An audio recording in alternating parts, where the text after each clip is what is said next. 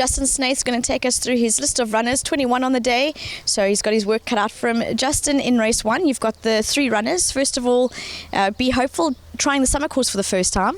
Yes, I expect some sort of improvement, but there are horses there that are quite strong. So we're just looking for her to run into the money at some point, and then take it from there. But over the little bit further ground, long running, surely she can improve a little bit. Falo Ancora comes down in trip. Yes.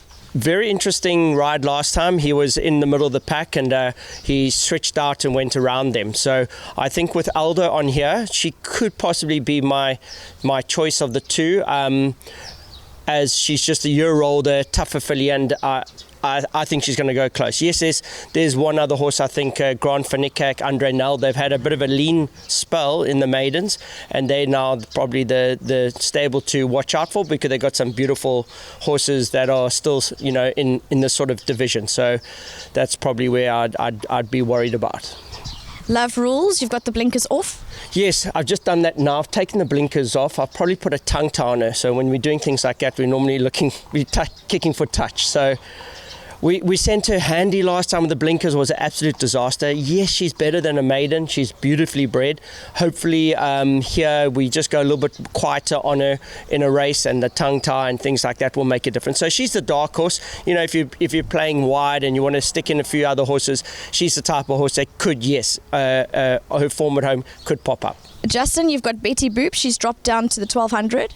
Yes, I'm battling with her. She's quite high in the rating, I think. You can see, judging by the weight she's carrying here. So she's got a really hard ask for a young type of horse. So we're just hoping for something positive from her. Maybe watch her when she starts dropping in the handicapping. Say Yes. Could we just ignore her last effort? Oh, without a doubt. I think Aldo, Upgrade and Jock could see her into some sort of a decent run. So what I'm saying is there were all excuses for her last effort. For punters, be a little bit cautious. Aldo's that type of rider that can settle anything. Could be very interesting and could easily pop up. Race 3, you've got Nevada King. He's got a weight to shoulder, but seems to be he built up to a good win last. Yes. Definitely a progressive type. I think he'll run a big race here. I think he'll be right there. Even out of the maidens, this type of field, you'd expect they're under the radar. They, there's not the rating he's going to end his career on. So I expect a nice run from him. Rockpool, you've got Richard up. Unfortunately, he was drawn wide last time, but better today. Yes, this is a horse that. If Nevada King's going to need to beat something, it's going to need to be this. I think this is a horse that also, out of the maidens, doesn't matter. I think he's a horse that's very, very progressive. Got a beautiful action, almost a borderline too lower action, but it's we call him Chad Leclos. It's like he does butterfly in a race, and interesting runner, and one that I'm hoping is going to showcase that he can run a bit, and then move himself into a race like the Politician or something. This is his moment. I couldn't hand it easier for him than this, so let's hope for a big run. Race 4, you've got first up Hawk Circle with Richard on. This is a horse that's slowly improving. He really is doing well at home. His last run was what I was hoping to see. Now I expect a win. So he's come in, he's run his place. He's also impeccably bred. I think he could be one of my better bets on the card. I think that I'd be very disappointed if he didn't win. It's all set up, long run in already. Rachel was nice and easy on him last time, and we can expect a big run from this horse. Over in Ice, drawn a bit wide and steps up and trip. The draws are obviously a problem, especially for a horse like this. He needs everything to go his way. So if he's drawn wide, we'll give him a little bit of a chance, have him run on. But certainly, he's the type of horse that needs everything to go his way.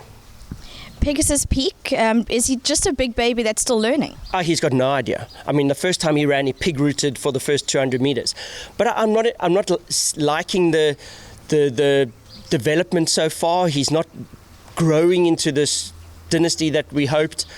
Still very mature, and remember, this is the last run that he has where he carries the weight. You can see after this he'll get a rating, and then he'll come into a race like this with 50. So this is pretty much a race to get the rating to where it needs to be to to give him any sort of chance. At the moment, he's looking like he's got no chance. So maybe in the next start where he comes in with a very low weight. Race 5 by midnight seems to be improving with every run. She is. She's slowly getting there. This is their last hope. These are all, like a twice over filly that I've finally got her over to the distance of over 2,000. So only chance she's really going to have. Let's hope. Here now, this is what I was saying about Pegasus Peak. Here you see what happens. Here she comes in with 50 kilos. A few disappointing first starts. You come in here with absolutely nothing on your back, and you may have a chance. So let's see. Catch Us If You Can. She showed more pace last time. Yes, slowly getting there. This is a filly that also I think she'll eventually win, but being by Camelot, they take forever, and you've got to be patient with them. Far too many I've seen in South Africa, these Camelots arrived here and the trainers have just got after them because they do like to get on with it, and they take it as that's what they want to do. They don't. You've got to be very, very patient with them. So one to follow, she'll just slowly improve. Future Legend. Future Legend's coming back from a long layoff, so I think that she'll probably need this outing. Bad draw, I'm going to have to drop her out. Hopefully she'll run on from there, but as I said, the draw's certainly not going to help her. Lady Writer, you've got Richard up, a bit wide last time. Yes, she went very wide last time, and I think that might give a few excuses. Maybe she would have run a little closer here, long run in, 2,000 metres. The dark horse of the race, I think, here, she could easily pop up and run into the money. Race 6, Justin, you've got Giacomo Puccini. He's always a game individual. Very much so. I laughed at the beautiful comment. They said drop in class. I wouldn't say it's drop in class. These races are strong. There's some nice young horses in this race that will make it very competitive. But in saying that, he always runs to his ability. I do think this is a type of race that he'd be very progressive in, and certainly one that you're going to have to go wide. Yeah, I think the punters are going to have to go wide in this race, so include him. Royal Aussie, he just shows dominant runs every time he turns out. Yes, I'm running him here because to see if we're going to have a go at the Guineas or not. He's very much my horse for the Gold Rush. He's a horse that is right up in the rankings. He's a very, very nice individual. But I feel that like he needs a run. He needs to just do something. This is pretty much a prep race for him. We're going to give him a chance, and he'll run on, hopefully run on nicely, and then we can decide what we're going to do with him. So it is a race, it is a prep, but in saying that he does have ability and can't be left out of anything. Tough terrain. Last time, did he have a few excuses? He always has excuses. There's something I'm missing with this horse, and I actually just want to race him now. He over-raced the one day against Charles Dick, and we set the pace for them, and then he weakened the last bit. Then his next start, he couldn't go with him. It doesn't make sense. I'm very confused by this, but yes, there is ability, and we can expect a nice run from him. Race 7, you've got Poltergeist, fourth behind Hammy's Hero, so there's some good form there. There's a few horses the guys are going to fancy in this race, but if for racing on TV or on their game, they'll go show the replay of this race. Richard never moved for 500 metres. Go watch the replay. Here's your dark horse of the whole race card.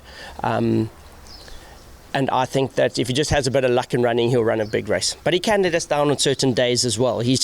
But when you name a horse Poltergeist, there's not much I can do. But as I said, do not leave him out of anything.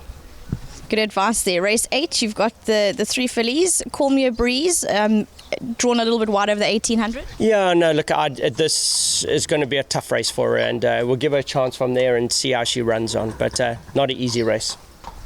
Trip to Barberton, nice lightweight and up and trip. Yeah, look, it's worrying me. You know, she's got these lightweights, especially here. She should really run well. Otherwise, maybe, she's just not improving as we hoped. I do think she's going to want the distance. She should run well. The lightweight might help us. Doing well at home. And, I suppose if you're going wide, you've got to put her in. Voti, she seems a better off with 1 or 2 in the race. Yes. I don't want to take the blinkers off. I'll take the blinkers off, and last time it didn't quite go our way with her. She's certainly a filly. As we go further, the better she'll get. She'll run well in this field, but it is quite competitive. So, as I said, I'm not overly bullish by either, just hoping for a good run. Justin, just lastly, a comment following the weekend with the scratching of Jet Dark. How's he doing? He's doing very well. I worked him this morning, but on Thursday in his final prep, I saw him coming down the track, and when something's too good to be true, I honestly thought I'd never had him better. But maybe I've got him too good too soon. We only need to be ready in January when the big races start coming along. And he was coming down the track, and he just caught his front leg, and he went flat down onto his nose. And it's not what you want to see 2 days before a big race, especially with a horse of that value. He's got a breeding career ahead of him, and it's just not right. It shouldn't be happening. Richard fell off the side of him, and then he got up and he ran down the track on his own. But amazingly, straight to his groom, Ruster. I mean, that I've never seen before. He literally, when a horse runs loose like that, and you're thinking, oh, he has this, he's worth a lot of money, and he's such a champion to us. I thought, well, now we've got to catch him. We didn't have to. He ran straight to his groom. That was an incredible thing. Obviously, we can't risk things as I said, and a decision was made to rather just, be precautious and save him for the Laurent King's Plate. So we'll have our go there, and as I said, there's nothing really wrong with him at the moment. He's 100%, and we just got to be a little bit careful for the next day or two, and he'll take his place. Some good advice from Justin. As mentioned, Poltergeist, don't leave him out. Also some sage advice following some of the other runners. So look forward to Wednesday.